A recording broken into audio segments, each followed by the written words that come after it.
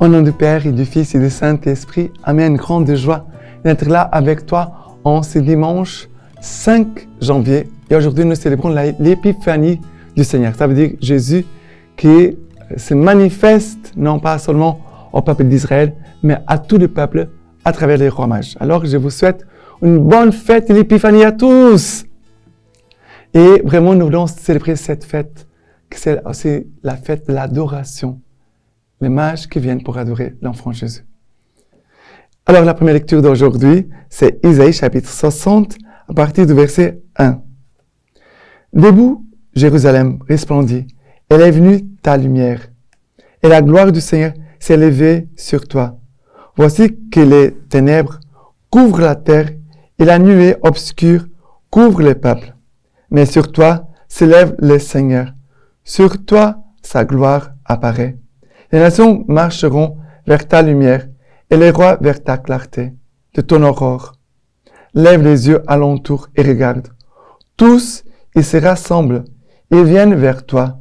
Tes fils reviennent de loin et tes filles sont portées sur la hanche. Alors, tu verras, tu seras radieuse. Ton cœur frémira et se dilatera. Les trésors d'au-delà des mers afflueront vers toi. Vers toi viendront les richesses des nations. En grand nombre, des chameaux t'envahiront. Des jeunes chameaux de Madian et d'Epha. Tous les gens de Saba viendront apportant l'or et l'encens. Ils annonceront les exploits du Seigneur.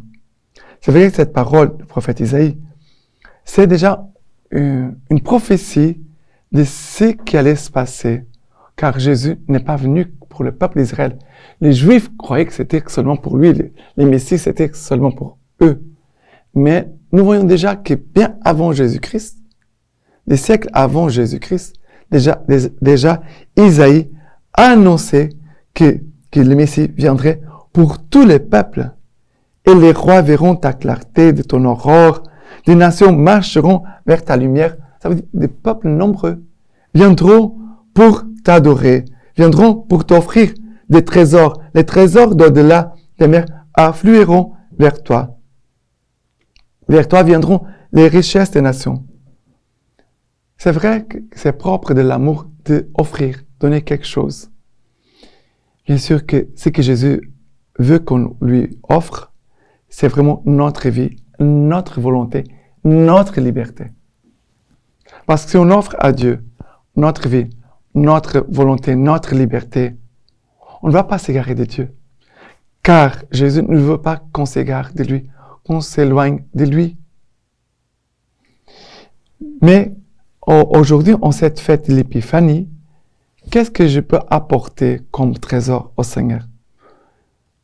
Bien sûr, il a des bons propos de notre vie, de notre conversion. C'est vrai que c'est très important déjà pour cette nouvelle année.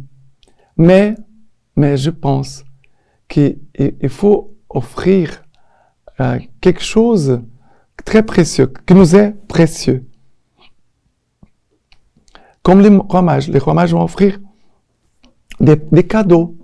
Mais quel est le cadeau que tu offres à Dieu aujourd'hui? Et surtout, d'offrir notre temps, notre adoration à Jésus. C'est quelque chose de très important. Offrir notre temps et notre adoration. Les gens disent qu'ils n'ont pas du temps, je n'ai pas de temps pour prier, pour adorer. Les gens sont très occupés. C'est drôle. Pour les choses du monde, les gens ont du temps. Mais pour Dieu, non, n'ont pas du temps. C'est dommage. Quand même, c'est dommage. Mais le Seigneur, ici, nous invite à entrer dans cette course, dans cette procession d'adoration vers l'enfant Jésus qui est là dans la crèche, qui nous attend à chacun de nous. Le psaume d'aujourd'hui, c'est le psaume 72, 71, à partir du verset 1. Dieu, donne au roi tes pouvoirs, à ses fils des rois ta justice, qu'il gouverne ton peuple avec justice, qu'il fasse droit aux malheureux. En ce jour-là fleurira la justice, grande paix jusqu'à la fin des lunes.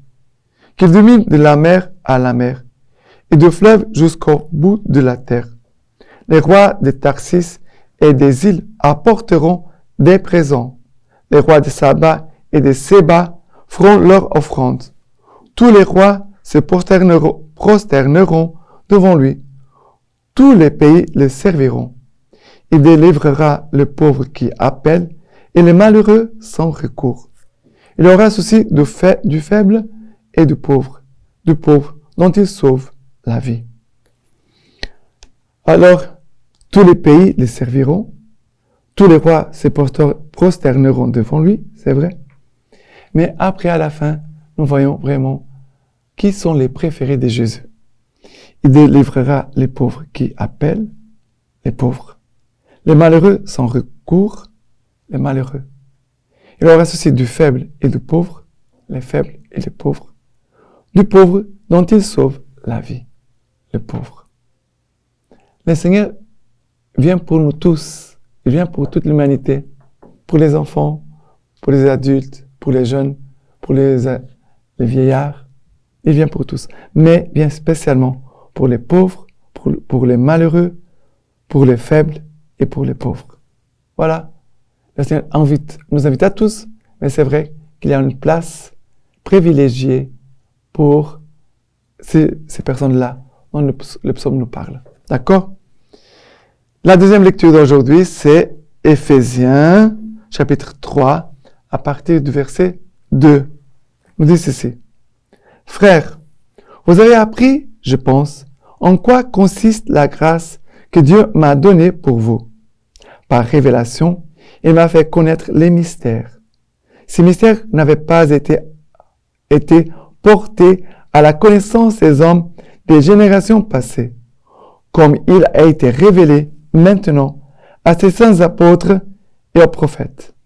Dans l'esprit, ces mystères, c'est que toutes les nations sont associées au même héritage, au même corps, au partage de la même promesse dans le Christ Jésus par l'annonce de l'Évangile.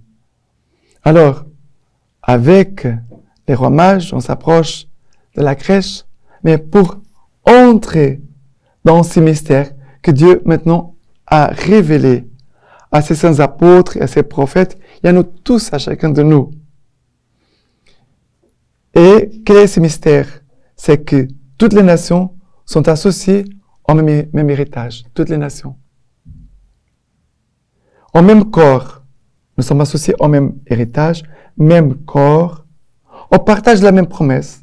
Ça veut dire, nous avons en commun l'héritage, le corps du Christ, la promesse du Christ Jésus. Voilà, ce sont les grâces que le Seigneur nous donne. Héritage, corps, le corps du Christ, et la même promesse. Et cela constitue notre force, notre joie, notre bonheur. Héritier du ciel de la vie éternelle, le corps du Christ que nous recevons, qui habite en nous, le corps du Christ, et aussi les promesses du Christ, car le Seigneur nous promet vraiment sa présence fidèle à notre côté. Il sera avec nous jusqu'à la fin du monde. Il nous a promis, il est là. Nous ne sommes pas seuls.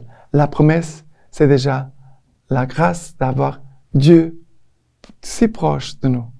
Et que nous puissions être si proches aussi de Dieu. D'accord?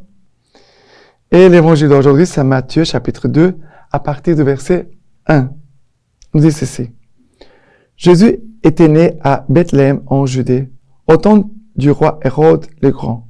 Or voici que des mages venus d'Orient arrivèrent à Jérusalem et demandèrent « Où est le roi des Juifs qui vient de naître? Nous avons vu son étoile à l'Orient. Nous sommes venus nous prosterner devant lui. » En apprenant cela, le roi Hérode fut bouleversé et tout Jérusalem avec lui. Il réunit tous les grands prêtres et les scribes du peuple pour leur demander où devait naître le Christ. Ils lui répondirent, à Bethléem en Judée, car voici qui est écrit par les prophètes. Et toi, Bethléem, terre de Juda, tu n'es certes pas le dernier parmi les chefs-lieux de Juda, car de toi sortira un chef, qui sera le berger de mon peuple Israël. » Alors Hérode convoqua les mages en secret pour leur faire préciser à quelle date l'étoile était apparue. Puis il les envoya à Bethléem en leur disant: « Allez vous renseigner avec précision sur l'enfant, et quand vous l'aurez trouvé, venez me l'annoncer, pour que j'y aille moi aussi me prosterner devant lui. » Après avoir entendu le roi, ils partirent. Et voici que l'étoile qu'ils avaient vue à l'Orient les précédait jusqu'à ce qu'elle vienne s'arrêter au-dessus de l'endroit où se trouvait l'enfant. Quand ils virent l'étoile, ils se réjouirent d'une très grande joie. Ils entrèrent dans la maison. Ils virent l'enfant avec Marie, sa mère, et tombant à ses pieds, ils se prosternèrent devant lui. Ils ouvrirent leur coffret et lui offrirent leurs présents, de l'or, de l'encens et de la myrrhe. Mais avertis en songe de ne pas retourner chez Hérode, ils regagnèrent leur pays par un autre chemin. Alors, ce que Dieu a fait avec les rois mages, Dieu le fait aussi avec chacun de nous. Première chose, il a un signe. Ces signes attirent l'attention. C'est quoi cette étoile? Et ils vont essayer de trouver une signification. Voilà, ils cherchent. C'est quoi cette étoile? Cette étoile, elle n'existait pas. Elle n'était pas là hier. Pourquoi elle est là? Ça veut dire, l'étoile, c'est un signe. Et ce signe que Dieu donne suscite en nous une recherche, une soif, va nous faire mettre en route. On va se mettre en route. On était là, assis, on va commencer à marcher. Après, ils arrivent à Bethléem, à Jérusalem. À Jérusalem, ils vont dire, voilà, il y a ici cette étoile, qu'est-ce que cela veut dire? Et Hérode va appeler les savants de son royaume. Et ils vont chercher ces signes dans la parole de Dieu. Ah, c'est confirmé ici. Ces signes de l'étoile, on le trouve ici, en disant que Bethléem, un roi naîtra de toi.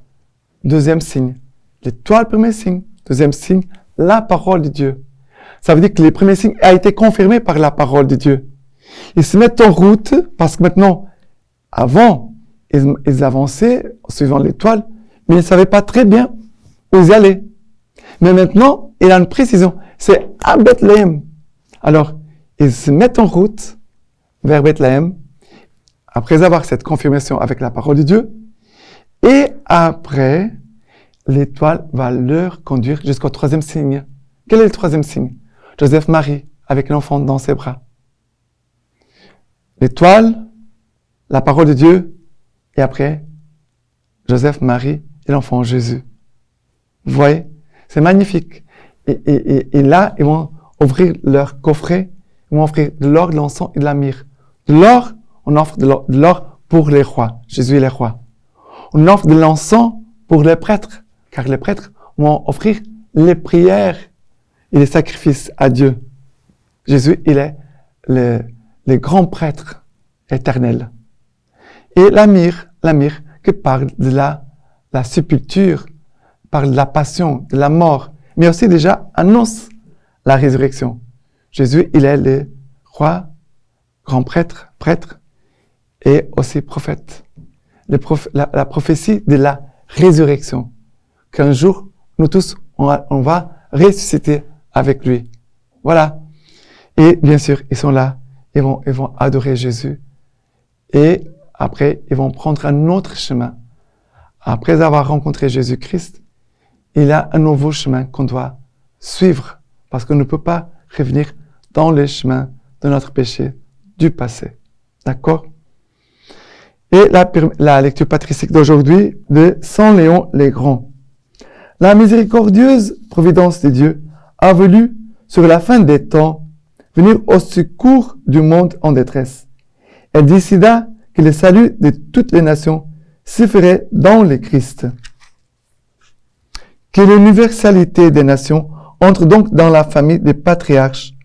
Que les fils de la promesse reçoivent la bénédiction en appartenant à la race d'Abraham, si que les fait renoncer à leur filiation charnelle.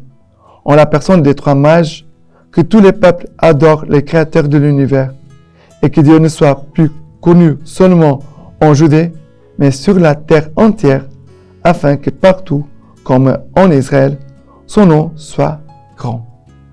Maintenant, je vous laisse la bénédiction par les mains toutes pures de la Vierge Marie. Dieu Tout-Puissant vous bénisse et vous garde, le Père, le Fils et le Saint-Esprit. Amen.